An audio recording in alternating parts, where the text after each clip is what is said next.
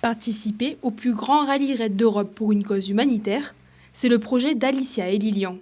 Plongés dans les préparatifs depuis plusieurs semaines, l'heure du grand départ a sonné. On a décidé de participer au 4L Trophy parce que c'était une cause qui nous tenait à cœur, déjà par rapport à la dimension humanitaire. Et puis moi j'ai été beaucoup attirée par le côté humanitaire et Lilian est plus passionné d'automobile. Donc en fait ce projet arrivait à rassembler les deux passions, les deux domaines. Et donc du coup on s'était dit que c'était le parfait pour vivre cette aventure tous les deux. Créé en 1997 par Jean-Jacques Rey, le 4L Trophy est une course qui s'étend sur 6000 km au départ de Biarritz pour un point étape en Espagne et une arrivée au Maroc où les épreuves du raid commencent.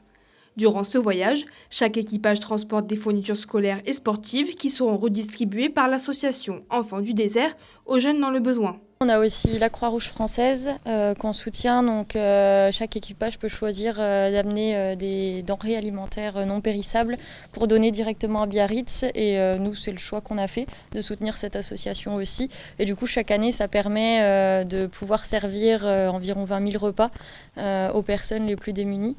Et il y a aussi Cap Éco Solidaire qui est soutenu durant le 4L Trophy, donc qui est une association environnementale, et Surfrider Fondation Maroc. Le 4L Trophy est connu pour une particularité bien précise, tous les équipages doivent rouler à bord d'une Renault 4.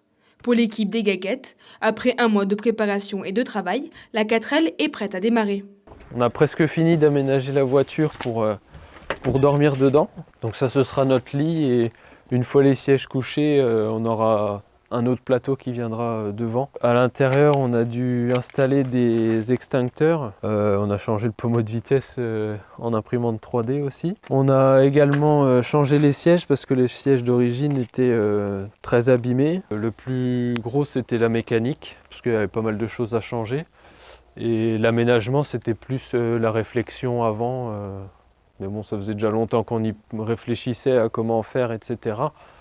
Donc une fois qu'on a les idées en tête, après, ça va assez vite à réaliser, quoi. Chaque duo sera classé à la fin du rallye en fonction de leur nombre de kilomètres réalisés. L'objectif est de se déplacer en faisant le moins de kilomètres possible. La Haute-Marne sera également représentée par un deuxième duo originaire de Roland-Pont.